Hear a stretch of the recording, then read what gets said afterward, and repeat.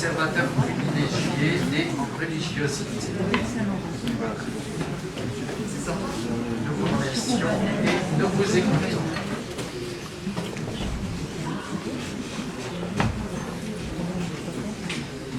Voilà, puisque le thème général c'est la civilisation au péril des religiosités, j'ai proposé à Dominique donc le titre suivant, donc l'exorciste, observateur privilégié des religiosités. Je vous propose de vous présenter cette causerie en 2 points. Premièrement, c'est un combat miséricordieux. Et deuxièmement, la rencontre des religiosités.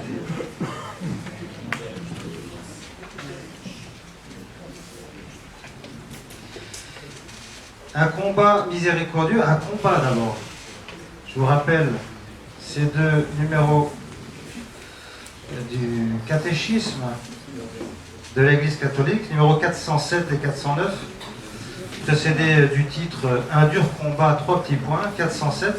La doctrine sur le péché originel, liée à celle de la rédemption par le Christ, donne un regard de discernement lucide sur la situation de l'homme et de son agir dans le monde.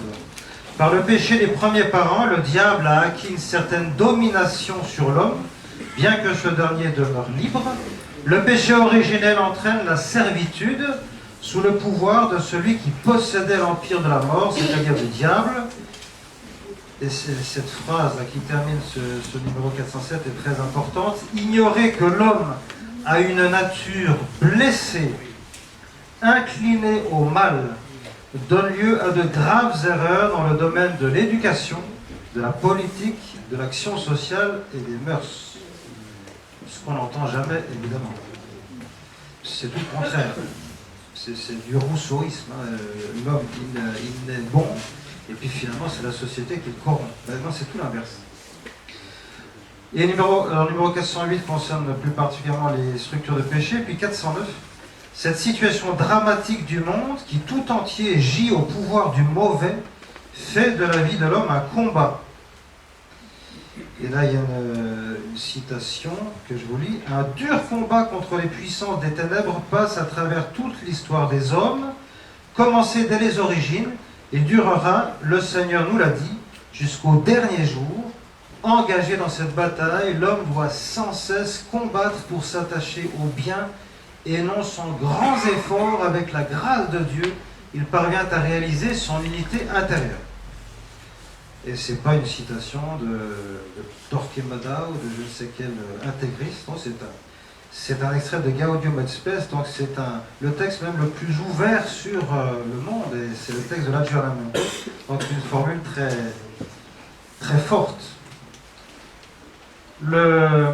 C'est pas nouveau, saint Paul, déjà dans son épître aux Éphésiens, chapitre 6, versets 11 et suivants, disait « Revêtez l'équipement de combat donné par Dieu, afin de pouvoir tenir contre les manœuvres du diable, car nous ne luttons pas contre des êtres de sang et de chair, mais contre les dominateurs de ce monde de ténèbres, les principautés, les souverainetés, les esprits du mal qui sont dans les régions célestes. Pour cela, prenez l'équipement de combat donné par Dieu, etc. etc. » Vous pourrez relire cela facilement. C'est toujours valable. À l'occasion du... C'était juste après le concile. Le pape Paul VI aura cette déclaration étonnante le 15 novembre 1972 à l'occasion d'une audience générale. En fait, il se pose la question à voix haute. De quoi l'Église a-t-elle besoin aujourd'hui en priorité?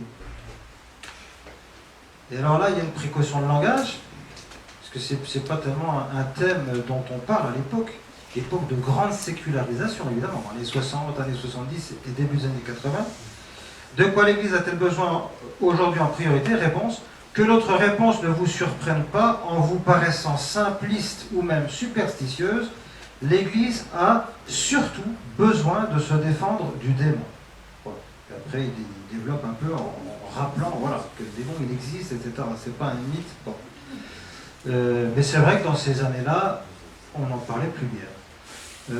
Pour mémoire, ce film qui a beaucoup fait parler de lui, L'Exorciste, donc la première version, le numéro 1, L'Exorciste, bon, il y a toute la fantasmagorie hollywoodienne, mais c'est tiré d'une histoire vraie. C'est une histoire vraie à la base. C'est l'histoire d'un adolescent de 14 ans. Bon, c'est devenu une fille dans le film parce que c'est plus intéressant, évidemment, une fille qui se transforme en monstre, c'est plus intéressant. Mais c'est une histoire vraie. Alors, dans ce film, il y a un détail que je n'avais pas remarqué la première fois que j'ai vu ce film, mais que j'ai relu en démarrant mon ministère d'exorcisme il y a 3 ans, dans le diocèse de Fréjus-Toulon, c'est qu'en fait, il y a deux prêtres qui interviennent dans le film, et en fait, ni l'un ni l'autre n'est exorciste. On va d'abord chez un prêtre de la paroisse du coin, qui est sollicité, bon, qui en plus qui a une crise d'identité assez forte, il n'est pas dans les meilleures conditions pour pouvoir se pencher sur ce genre de problème. Il n'a pas étudié ça au séminaire, il n'y connaît rien. Bon. Et puis sinon il y a un deuxième prêtre, donc c'est un prêtre âgé qui a été en pays de mission, donc qui a été confronté à des réalités païennes, et on se dit, lui il doit être au courant un peu de ces choses-là. Donc on voit deux prêtres qui sont, ni l'un ni l'autre n'est prêtre exorciste officiellement, et ils vont se charger de délivrer cette pauvre jeune fille. Et c'est la situation des États-Unis, mais de la France et de bien des pays à l'époque. On pense qu'en France, il y avait peut-être plus qu'une dizaine d'exorcistes au début des années 70, peut-être une quinzaine pour tous les États-Unis, et encore, parmi eux, certains n'y croyaient pas tellement. Bon. Aujourd'hui, officiellement, il y a, en tout cas en France, je peux parler de la France surtout, de l'Italie ou d'autres pays, les États-Unis, officiellement il y a un exorcisme par diocèse. Mais bon, ça c'est sur le papier, il y a une grande diversité après, hélas, et qui n'est pas en faveur de ces pauvres victimes du démon, et donc qui ne bénéficient pas de cette miséricorde à laquelle je fais référence dans le titre de cette première partie, vous allez voir.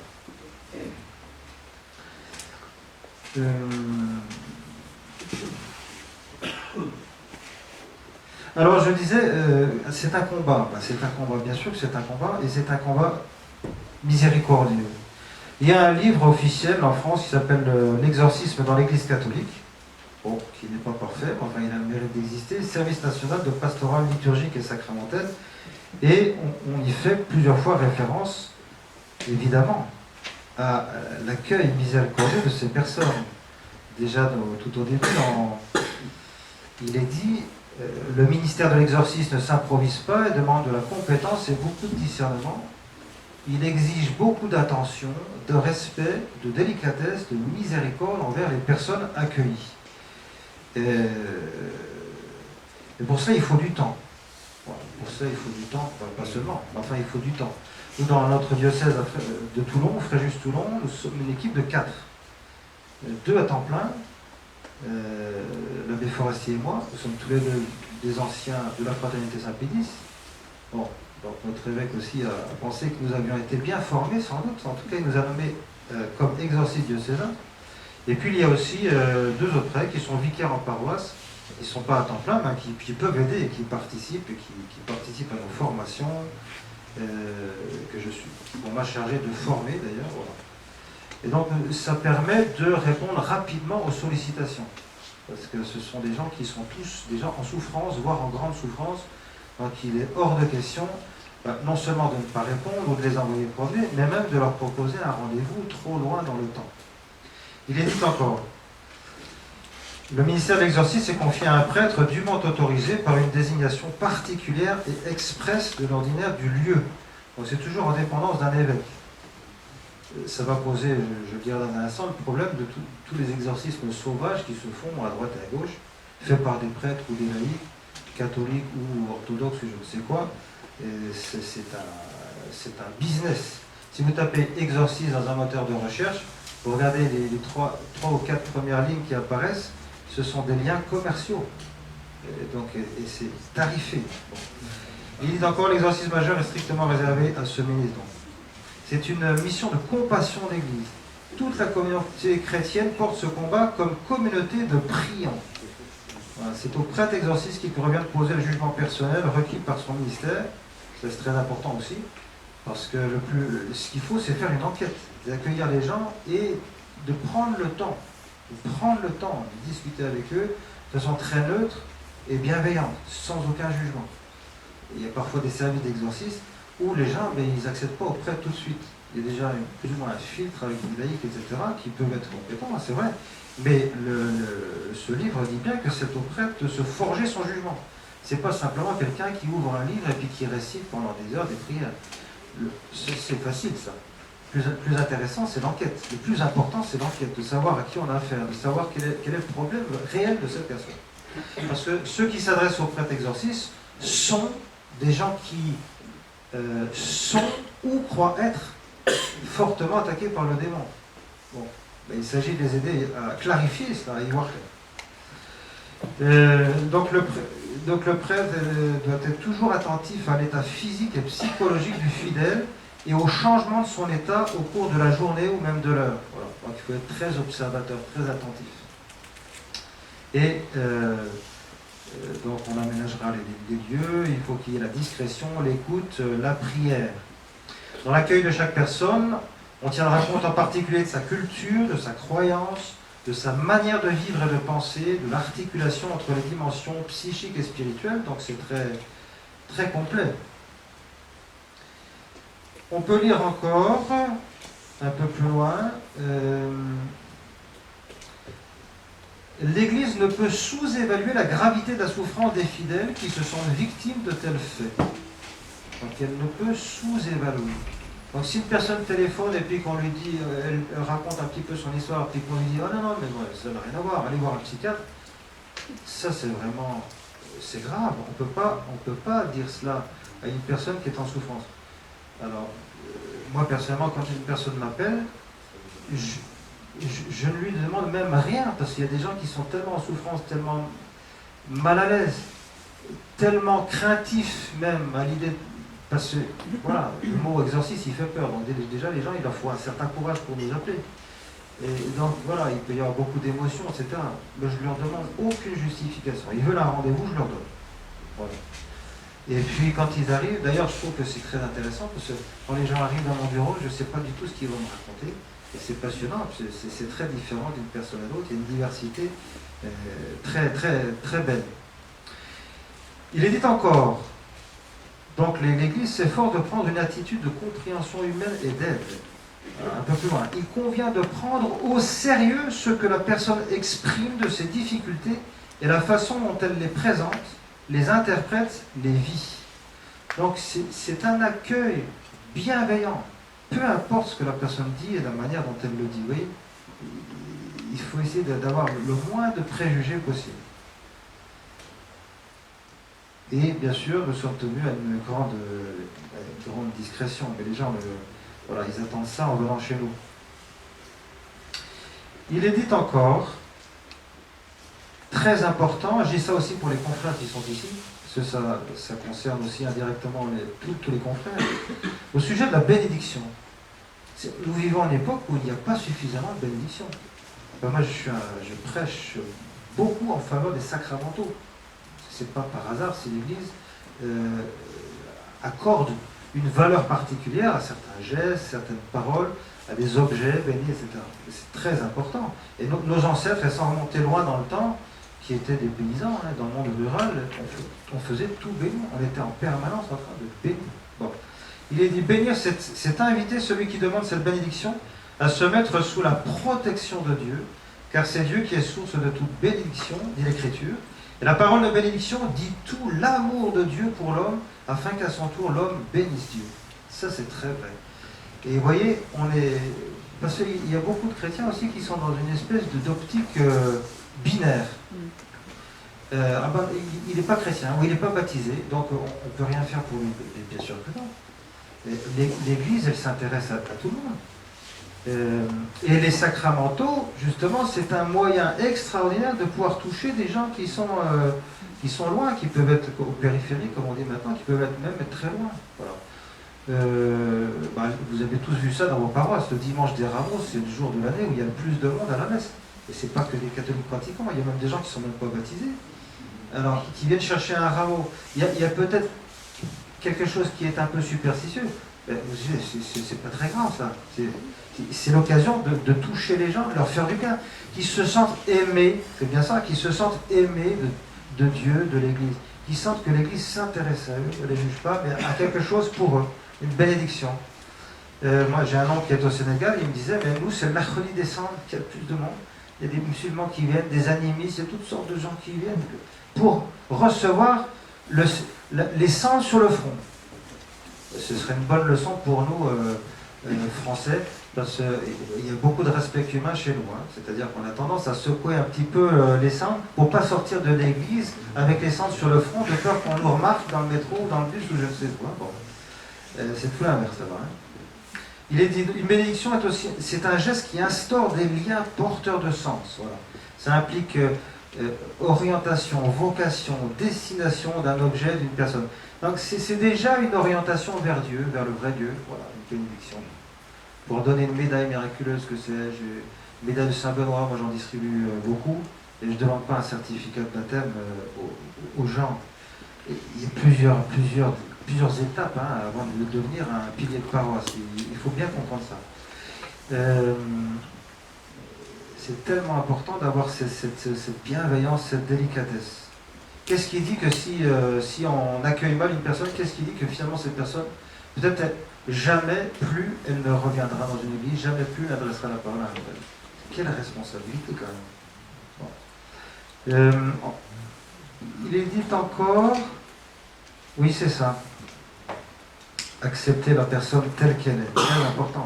Oui. Dans le cadre de l'accueil du ministère de l'exorcisme, c'est la souffrance, l'angoisse ou l'enfermement dans un système d'interprétation qui motive la personne à exprimer une demande d'entretien. Le prêtre sera perçu d'emblée comme l'intermédiaire privilégié doté de pouvoirs divins, ce qui est vrai en un sens car il ne dispose que du pouvoir des sacrements. Mais il risque d'avoir une volonté de toute puissance et dans un esprit magique. Le décalage sera souvent important entre ce que le prêtre peut offrir et ce que la personne vient lui demander. On peut en être agacé, rejeter ou dévaloriser la plainte. Dans ce cas, on commet une faute professionnelle en n'acceptant pas la personne dans ce qu'elle dit d'elle-même et en ne comprenant pas sa situation. Il est dit encore, l'entretien pastoral ne se confond pas avec la psychothérapie ni avec les techniques de thérapie corporelle. Il s'agit d'un travail d'écoute et de réflexion centré sur la parole et sur le vécu de la personne dans la perspective d'avoir une approche chrétienne de son existence. L'entretien pastoral se situe essentiellement sur un plan verbal. Il nécessite une formation particulière et une supervision fréquente. Alors ça, c'est un vœu pieux, parce que je peux vous dire que la formation particulière, c'est quasiment zéro. Et la supervision, il n'y a quasiment rien. Voilà. Ce qui est l'un des, je pense, le seul service d'église qui soit dans cette situation, parce que si vous regardez les catéchismes, la pastorale des prisons, la pastorale de la santé, etc. Il y a des formations initiales, il y a de la formation permanente, des rencontres, etc. etc. Et il n'y a quasiment rien pour nous. Bon, ça, la dernière fois, quand j'ai dit ça à la rencontre nationale des exorcistes, là, il y a 2 ans, en France, ça durait 2 jours et demi, c'était à Paris-le-Mondial, on m'a dit, oh ouais, mais bon, vous savez, ça progresse d'année en année. J'ai dit, ben, on part de loin alors, hein. C'est les anciens qui m'avaient dit ça. J'ai dit, ben oui, il y a encore du travail à faire, alors, hein, on est bien d'accord. Il est dit encore un exemple.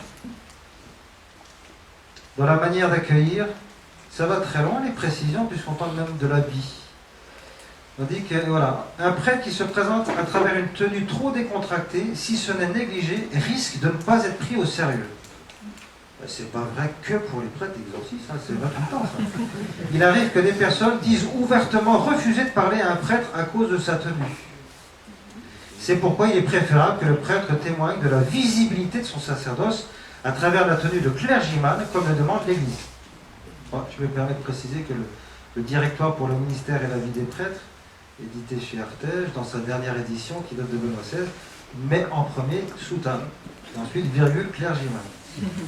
Et puis virgule, toute tenue autorisée par les conférences épiscopales, donc là il y a, malheureusement c'est une porte ouverte assez pénible.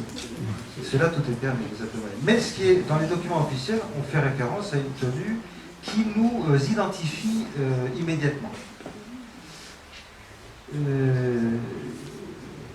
etc., etc. Qu'est-ce qu'il est dit encore? Ah oui, très souvent, les personnes qui viennent rencontrer un prêtre dans le cadre du ministère de l'exorcisme ont déjà été rejetées. Entre parenthèses, services sociaux, psychiatrie, etc. Elles sont enfermées dans leur souffrance et leur malheur qui suscitent un sentiment d'impuissance chez ceux qui sont censés les aider. Elles risquent d'être la proie facile des sectes si le prêtre ne les accueille pas.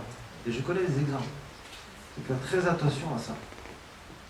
C'est pas normal que les gens repartent déçus du contact qu'ils ont eu avec l'Église, avec un prêtre. C'est pas normal. Ça devrait être tout le contraire. Ils devraient se dire, ben, c'est fou, quoi. C'est fou, j'ai pas été jugé, j'ai pu m'exprimer, j'ai été écouté, on a vraiment proposé de m'aider. C'est ça qu'ils devraient dire.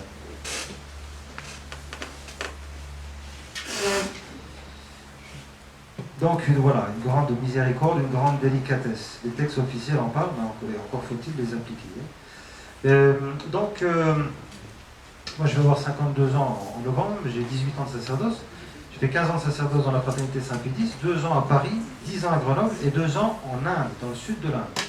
Ce qui a été intéressant aussi de voir un petit peu comment ça se passe dans un pays où il y a un foisonnement de traditions religieuses très, très, très, très différentes. Et puis donc, depuis 3 ans, je suis dans le diocèse de Fréjus-Toulon. Et quand je suis arrivé, mon frère a tout de suite pensé à moi comme exorciste. Et comme j'ai eu 3 mois finalement avant d'entrer en service le 1er septembre, donc juin, juillet, août, j'ai eu 3 mois pour me former, ce qui était un privilège, vraiment un privilège. Il y a beaucoup de confrères qui sont nommés, et puis voilà, tu deviens exorciste, et puis c'est tout. Et on ne leur donne même pas de rituel, parfois il n'y a même pas de lettre officielle de nomination, aucune formation, rien du tout. Comme ça a été le cas d'un confrère, d'ailleurs, heureusement on a une amie commune qui nous a mis en relation, et donc on l'a fait venir, la Forestier, on l'a fait venir, on lui a fait une formation accélérée pour passer son permis d'exorciste pendant une semaine, ça a été intense pour lui. Et puis on reste en contact, on y va de temps en temps pour lui faire des supervisions, etc. Vous voyez, donc c'est des choses qu'on met en place nous-mêmes finalement, voilà, c'est pas vraiment prévu. Et donc, 3 mois de formation, j'ai succédé au père Jean-Régis Propos, que beaucoup d'entre vous connaissent, donc, qui déjà avait tiré la sonnette d'alarme depuis un certain temps, il était fatigué, il souhaitait transmettre le flambeau. Donc je me suis laissé enseigner, instruire par lui, et puis par l'abbé Forestier aussi, qui était là depuis quelques années. Et donc le 1er septembre, j'ai commencé. Et puis bon, les rendez-vous sont arrivés très vite. Donc là, ça fait 3 ans, au 1er septembre. Donc j'ai eu 1411 entretiens approfondis. C'est des entretiens d'1 heure. C'est un format d'1 heure, ça peut être un petit peu moins ou beaucoup plus parfois. Sur les 1411, en fait, ça correspond à 851 personnes différentes. Parce que parfois, certains doivent bénéficier de plusieurs entretiens. Et sur les 851 personnes différentes, il y a 257 hommes et 594 femmes. Bon, ça ne veut pas dire que les hommes sont moins attaqués, hein. Ça veut dire que les hommes sont souvent dans le déni. Et vous savez que la vertu de religion, c'est une vertu morale. Hein. Le père Garrigou Lagrange disait, en fait, il faut se tenir sur une ligne de crête. Il appelait ça un milieu d'altitude. Un milieu d'altitude. Donc on peut pécher par défaut ou par excès. Contre la vertu de religion, les hommes ont plus tendance à pécher par défaut. L'irreligion, voilà, les esprits forts, le matérialisme. Et puis les femmes vont plus tomber dans le péché opposé, c'est-à-dire la superstition. Dans les magazines pour hommes, il n'y a pas de page horoscope, par exemple.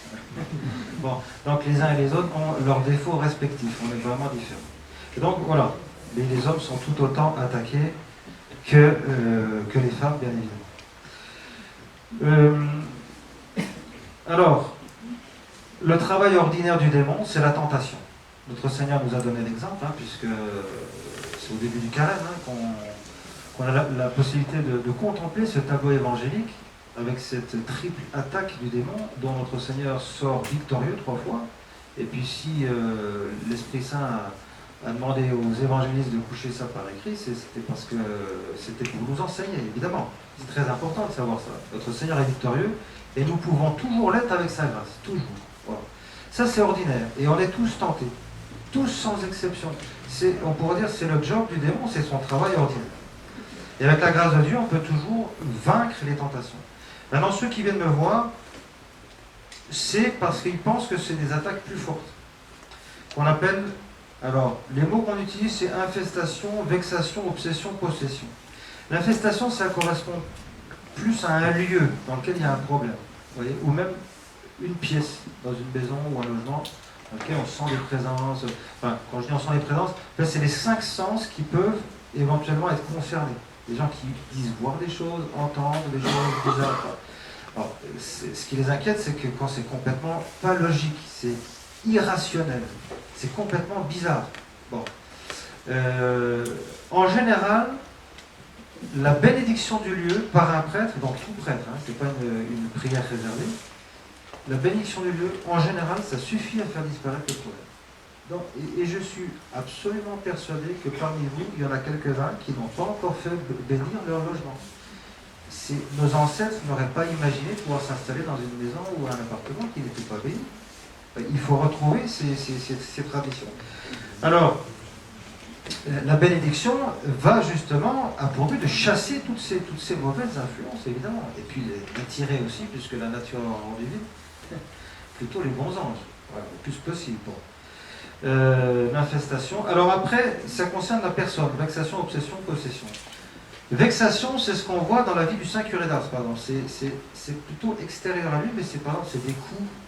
Ça peut être les gens, ils peuvent se retrouver avec des griffures, avec des bleus, etc. Ça existe vraiment, ça. L'obsession, c'est plus dans la tête. C'est le fait, par exemple, d'entendre des voix dans sa tête. Voilà. Alors ça ne suffit pas, hein, mais on sait que pour certaines pathologies psychiatriques, il y a des phénomènes qui peuvent être comparables. Il est évident que nous travaillons avec des psychiatres. Ben, en tout cas, nous avons intérêt à travailler avec des psychiatres. Nous, dans le diocèse de Fréjus-Toulon, on en connaît 4 psychiatres catholiques avec lesquels on travaille vraiment en bonne entente. Parce qu'ils connaissent notre ministère, ils ont pu participer à des séances de prière, ils se sont formés. C'est exceptionnel. Enfin, je ne connais pas un seul autre diocèse de France où il y a d'abord 4 exorcistes et puis autant de psychiatres catholiques. Bon, il y a plein de diocèses où on ne peut pas citer un seul nom d'un psychiatre catholique et formé et compétent. Ce qui me paraît très important, parce que sur ces sujets-là, vous savez qu'il y a beaucoup de psychiatres qui sont matérialistes, qui sont encore freudiens. C'est là, pour le coup, on parlait d'un retard de la France sur les États-Unis. C'est pour le mal, 10 ans ou 15 ans après, mais c'est pour le bien aussi. Parce qu'aux États-Unis, ils ont tourné la page. Et donc, ce sont d'autres thérapies, notamment les thérapies cognitivo-comportementales, qui sont privilégiées et qui sont beaucoup plus efficaces et validées. Et donc, si vous tombez sur un psychiatre matérialiste, il ne va pas vous prendre au sérieux, il risque même de vous faire interner, quoi. Alors là, si vous êtes dans un hôpital psychiatrique avec des problèmes avec le démon, ben, qui va vous aider? Sinon, c'est terrible, on n'y pense pas assez à ça. Et puis la possession, ça veut dire que il y a une certaine porosité finalement dans la personne qui fait. C'est bon, on utilise beaucoup un langage métaphorique, on parle de porte ouverte aussi. En fait, ça veut dire que dans la partie inférieure de la personne, c'est-à-dire le corps, et puis au-dessus de la partie purement physique, biologique, il y a aussi tout ce domaine de la sensibilité, ce que les classiques appelaient les passions, qu'on peut distinguer en désir, sentiment, émotion. Voilà, c'est des mots différents, c'est des réalités différentes. Le domaine de la sensibilité. Et puis même si on monte un petit peu dans l'organisme, vous savez qu'il y a aussi à la charnière, on pourrait dire, entre le corps et l'âme, au niveau de l'esprit, il y a ce qu'on appelle la mémoire et l'imagination. Voilà. Donc le démon peut avoir une vraie capacité de nuisance au niveau du corps, et puis aussi au niveau de la sensibilité, un peu moins au niveau de la mémoire et de l'imagination, mais aussi. Voilà. Simplement, il ne peut pas rentrer dans ce qu'on appelle la fine pointe de l'âme ou dans le cœur profond, là où se trouvent les facultés purement spirituelles d'intelligence et de volonté. Et même notre ange gardien, il ne peut pas y rentrer, il n'y a que Dieu qui puisse y rentrer. Hein. Donc ça, c'est important, parce que le démon, c'est un baratineur, c'est un mystificateur, il cherche à faire peur, à terroriser, il n'est pas dans la lumière, il est toujours dans le flou, dans le brouillard. Donc il cherche à faire croire aussi qu'il est d'une certaine manière tout puissant. c'est ça aussi qui développe beaucoup la peur chez ces victimes, c'est qu'en fait, il leur fait imaginer le pire à chaque fois. Donc quand les gens viennent me voir, après les avoir bien écoutés, je les rassure. Je leur dis, mais écoutez, vous avez déjà fait le plus important dans le processus de délivrance, vous avez déjà fait le plus important en venant nous voir. Voilà. Et sachez que votre situation ne pourra pas empirer. Voilà. Alors, ne pourra pas empirer. Pourquoi? Parce que vous n'imaginez pas, je leur dis, vous n'imaginez pas la haine que le démon a pour vous. La haine que le démon a pour vous. Vous ne l'imaginez pas. Voilà. Donc s'il pouvait vous torturer pour vous faire apostasier, jusqu'à vous tuer, bien sûr qu'il le ferait. S'il ne le fait pas, c'est pas parce qu'il a pitié de vous et qu'il a de la miséricorde pour vous, c'est parce que Dieu ne lui permet pas de le faire. Bon. Donc, il l'aurait fait depuis longtemps déjà. Donc la situation ne va pas empirer. À partir de maintenant, voilà. Donc je fais des prières qui me semblent adaptées à la personne. Et puis après la personne, je l'engage aussi à avoir une sérieuse pratique chrétienne. Il est évident que la plupart des gens qui viennent me voir ne pratiquent pas ou rarement. C'est l'immense majorité.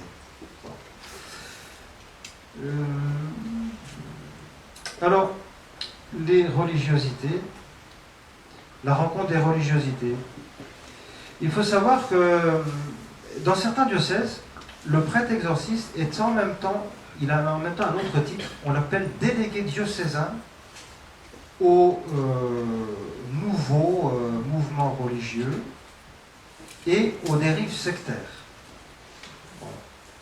Bon, nous, on n'a pas ce titre-là dans notre diocèse, c'est pas nécessaire de rajouter des titres, mais en général, quand il y a un problème avec un truc bizarre, une secte ou quoi, on renvoie vers nous. Et oui, parce que c'est tout à fait lié. Et vous savez, c'est assez large, ça concerne aussi tout ce qui est fausse mystique, etc., parce que ça pullule aujourd'hui. Et donc, par exemple, à la Castille, là où je suis, c'est un domaine viticole, 160 hectares, c'est très grand, surtout de la vigne, mais il y a aussi le séminaire diocésain, l'Institut diocésain de formation pastorale, une petite partie de l'administration diocésaine, mon bureau est là. Et on est souvent sollicité pour l'organisation d'événements. C'est pas que des événements ecclésiaux. Voilà. Souvent c'est ça, le diocèse. Parfois ils louent des salles pour des conférences. Bon. Et quand c'est un truc bizarre, ils renvoient systématiquement vers moi. Et donc moi je traite pas le truc par téléphone. J'invite les gens à venir me rencontrer, même si j'ai parfois pris déjà ma décision. Et puis je les rencontre. Pour le salon national du tatouage et du piercing, j'ai dit non. Voilà. Non, mais on a une exigence d'exemplarité, et puis on avait eu peu de temps avant une conférence, alors sur un sujet qui admet pluralité d'opinion, mais une conférence dans un colloque à Rome, parce que tous les 2 ans il y a un colloque à Rome de l'Association internationale des exorcistes, fondée par le père Amorth, qui est décédé en octobre de l'année. Et donc il y a des exorcistes du monde entier, c'est passionnant.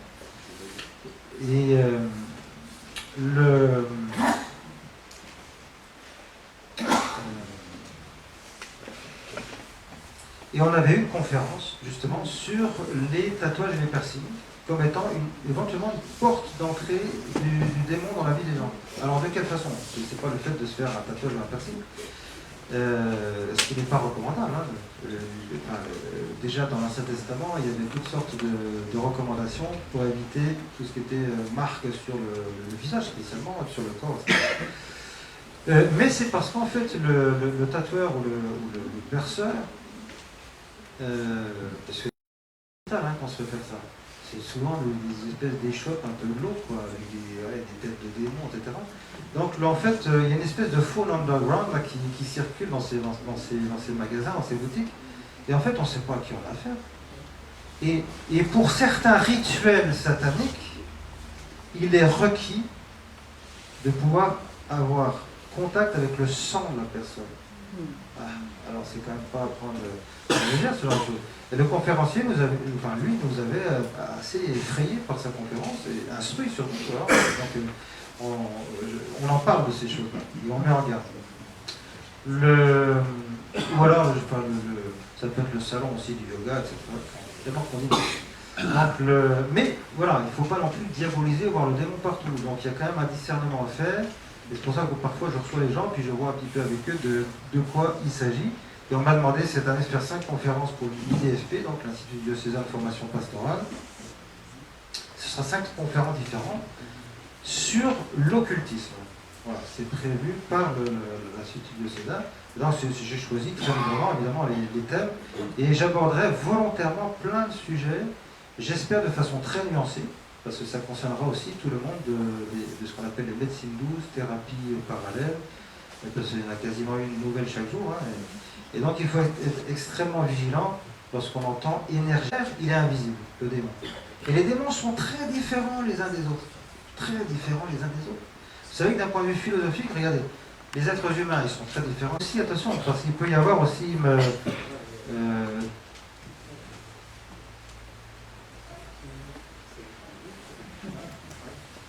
il peut y avoir des... Il faut faire attention dans le petit monde de la tradition aussi. Parce que des prêtres traditionnalistes qui, avec les meilleures intentions du monde, ont fait des exorcismes, ça ne s'est pas toujours bien passé. On a mis le bazar dans des communautés religieuses, ou alors on a fait des trucs épouvantables qui les ont envoyés devant les tribunaux et en prison. Je connais au moins 2, sinon 3 prêtres traditionnalistes qui se sont retrouvés en prison, et pour de bonnes raisons, pour de très bonnes raisons, qui ont fait après des exorcismes à leur sauce. Ils ont rajouté toutes sortes ils se sont bricolés des exorcismes, des trucs épouvantables. Et parce que quand on commence à vouloir faire le malin comme ça, c'est le cas de dire, le démon il n'était pas forcément là au départ, mais il vient. Ça m'intéresse beaucoup ce genre de choses. Alors, donc la plupart des gens qui viennent me voir sont non pratiquants, hein, ou très rarement. Je pense sur, donc je vous ai dit 1411 séances, 851 personnes, je pense avoir rencontré 11 vrais possédés, 5 qui avaient déjà été identifiés comme tels par des confrères, et j'ai fait moi-même mon enquête pour vérifier, et j'ai confirmé, et puis 6 nouveaux, voilà. Des vrais possédés, et puis j'ai rencontré 26 faux possédés qui étaient tous catholiques pratiquants, très pratiquants d'ailleurs, en général ils allaient à la messe tous les jours, et qui avaient toujours été en plus catholiques pratiquants. Il faut savoir que voilà, c'est pas la loterie, on ne se retrouve pas possédé comme ça du jour au lendemain. Il y a des choses tout à fait exemplaires et singulières dans les vies de saints. Voilà. Enfin, c'est pas ce qui arrive le plus souvent, un saint qui est possédé, c'est pas ce qui arrive le plus souvent. En général, ce sont des gens qui étaient très vulnérables à un moment où ils ont été attaqués. Des gens très vulnérables, il y en a plein, hein, c'est la majorité des gens. S'ils ne vivent pas en état de grâce, ils vivent loin de Dieu, donc ils sont vulnérables. Mais victimes de mauvais sorts, de magie noire, ben, ce n'est pas le cas de tout le monde non plus.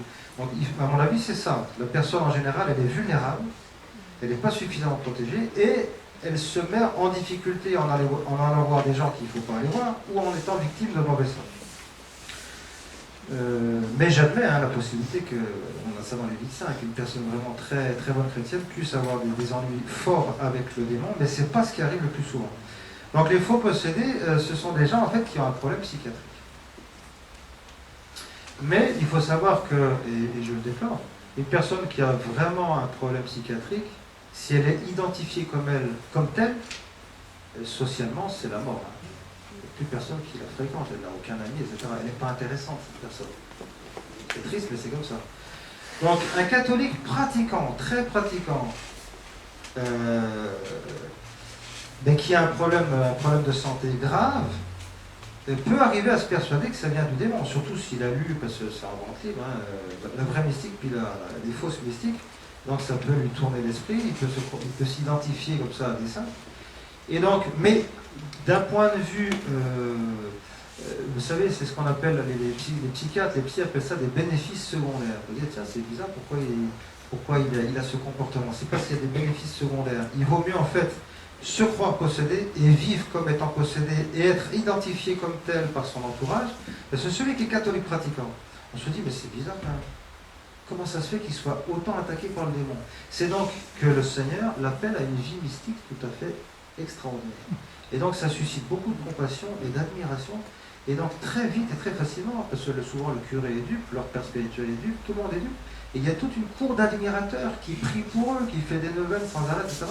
Et puis il y a beaucoup d'admiration pour eux, pour leur courage. Bon, ben, ce statut, il est tout à fait enviable. Hein. Ils n'ont pas envie de le perdre. Donc moi, quand j'identifie ça par des tests, etc., ben, on fait plein de tests hein, pour essayer de vérifier. Quand j'identifie ça, je leur dis pas hein, sur le moment que j'ai vu le problème, parce que c'est les choses les plus démonstratives et les plus impressionnantes que j'ai vues dans mon bureau, les choses les plus effrayantes. C'était ces gens-là. Hein. Et parce que le démon, il n'a aucun intérêt à faire le pitre dans ce jeu. Hein. Il se cache le plus possible. Il faut savoir ça. Hein. Et là, il faut le forcer à sortir de sa tanière par les prières de l'église. Et alors donc, ces gens-là, je leur dis, ben, écoutez, après la séance, quoi,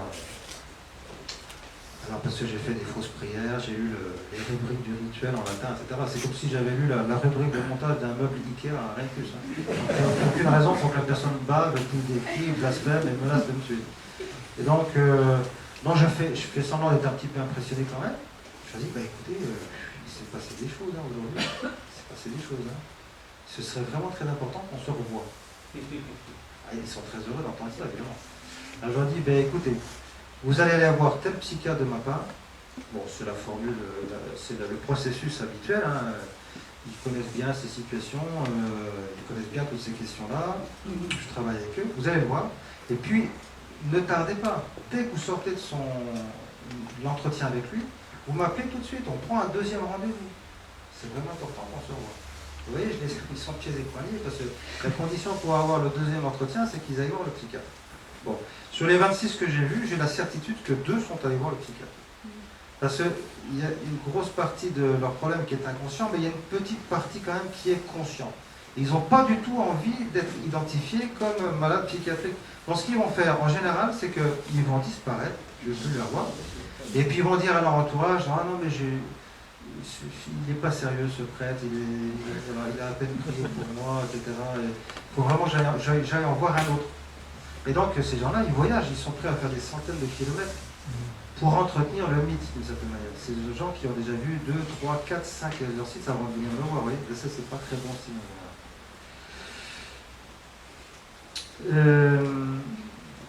Bon, après il y aurait beaucoup de choses à dire, mais sachez que moi je vois vraiment des gens qui ont des problèmes aussi parce qu'ils ont été en contact avec l'animisme en Afrique, l'Afrique et les Caraïbes, le culte des ancêtres, le culte des esprits. Il y a l'Asie et l'océan Indien, l'Océanie. J'ai rencontré un jeune d'origine polynésienne. Il y avait eu des choses épouvantables dans sa famille, y compris un meurtre pour motif religieux, justement. Les démons avaient suscité ça. L'Amérique latine et puis les pays assimilés, hein, l'Amérique centrale et le Mexique, où il y a le chamanisme, c'est un phénomène de mode. Hein. Les gens branchés, ils vont tous faire un stage de chamanisme. C'est très très à la mode. Et moi j'ai vu un écrivain revenir, mais dans un état épouvantable. On lui a fait prendre des drogues pendant des semaines, il est revenu, ça lui a mangé la moitié de son cerveau. Le but pour lui, c'était de développer sa créativité. Pendant un moment, ça a bien marché, avec les drogues, etc., les champignons dont on parlait. Mais il m'a dit, après, ça a été une descente aux enfers, un truc épouvantable, avec des angoisses inimaginables. Et donc, bon, j'ai prié pour lui pour le soulager. Je ne sais pas s'il en sortira de cette affaire, parce que la nature est bien blessée. J'ai rencontré des gens d'origine juive ou musulmane, récemment, d'ailleurs la semaine dernière, une famille musulmane, qui avait l'air assez convaincue, assez content d'être musulman, etc. Alors ils m'expliquent leur affaire. Alors je leur dis, bon, bah, écoutez, je vais prier un peu pour vous. Et puis, si vous étiez une famille catholique, qu'est-ce que je vous dirais? Je vous dirais de vraiment mettre Jésus à la première place dans votre vie, de centrer votre vie sur Jésus. Après, bon, j'admets que ça ne se fera peut-être pas du jour au lendemain. Et voyez à quelle vitesse, à quel rythme vous allez y aller en faisant usage de votre liberté. Moi, c'est mon devoir de vous dire ça. Voilà. Et puis le New Age avec les dévotions farfelues pour les anges, là c'est l'occasion d'en parler, puisque c'est bientôt la dévotion pour les anges, là c'est fin septembre, début octobre. Les anges ou les énergies. Voilà. Le satanisme, j'ai rencontré une jeune fille récemment, bon, qui raconte beaucoup d'histoires, donc c'est difficile de savoir ce qui est vrai, ce qui est faux, Mais pendant 2 ans, de 15 à 17 ans, elle a vécu vraiment dans une mouvance sataniste. Elle a fait elle a trouvé sur Internet toutes sortes de bouquins. Les bouquins les pires, ils sont tous édités. Hein, et donc elle a fait des rituels, etc. Bon, j'ai fait ce qu'il fallait en termes de prière. J'ai pas vu beaucoup de réactions, mais j'espère bien la revoir pour qu'il y ait une suite. Une femme qui était dans une secte depuis 5 ans. Depuis 5 ans, elle versait l'intégralité de son salaire à la secte et elle était esclave sexuelle tous les jours depuis 5 ans, avec hommes et femmes, etc. Et en fait, heureusement, il y a dans l'endroit où elle travaillait, il y a un homme qui est tombé amoureux d'elle. Et puis donc, donc j'ai vu cette femme une première fois, puis ensuite elle est revenue avec ce type. Et en fait, grâce à cet homme finalement, qui a pu être l'épaule protectrice dont elle avait besoin, et puis les prières que j'ai faites, etc., bon, elle a pu se sortir de là. Elle est allée à la police, elle a porté plainte, ce qu'elle n'aurait jamais osé faire. Donc une grande diversité, vous voyez, dans les appartenances ou les affiliations ou les allégeances religieuses avec énormément de superstitions. Et le but, c'est d'orienter les gens après vers l'Église, évidemment. Donc, je les encourage à aller voir un prêtre pour faire bénir leur logement, etc., etc. Après, il peut y avoir un suivi. Mais l'idée, c'est de leur montrer que l'Église s'intéresse à eux, les protège, les aime, leur apporte la délivrance, et puis et ne leur veut que du bien. Et puis c'est gratuit. Souvent, ces pauvres gens, ils sont souvent surpris. Ils s'attendent à verser de l'argent. Voilà. S'il y a bien une chose à laquelle on est vigilant, c'est ça. Alors bon, s'ils veulent faire dire une messe, bien sûr. Et je leur recommande de faire dire des messes. Notamment pour les vivants de leur famille, pour les défunts de leur famille. Puis quand on a identifié des bourreaux, des persécuteurs, etc., parce que c'est en général les problèmes de magie noire, c'est dans la famille, hein, les histoires d'héritage, etc. Je leur fais dire des messes pour le bien spirituel des persécuteurs. Ça, je pense que c'est très très efficace. Il n'y a rien qui touche plus le cœur du Seigneur. Spontanément, on n'a pas du tout envie de faire ça quand on est victime d'une injustice. On a plutôt de l'amertume, peut-être un désir de vengeance. On n'a pas envie de faire ça. Je leur dis, ben, faites justement ça. Ça va vraiment toucher le Seigneur. Et donc, bénédiction de logement, des messes, et puis bon, si possible, un enracinement paroissial, etc. Évidemment. Merci de votre attention.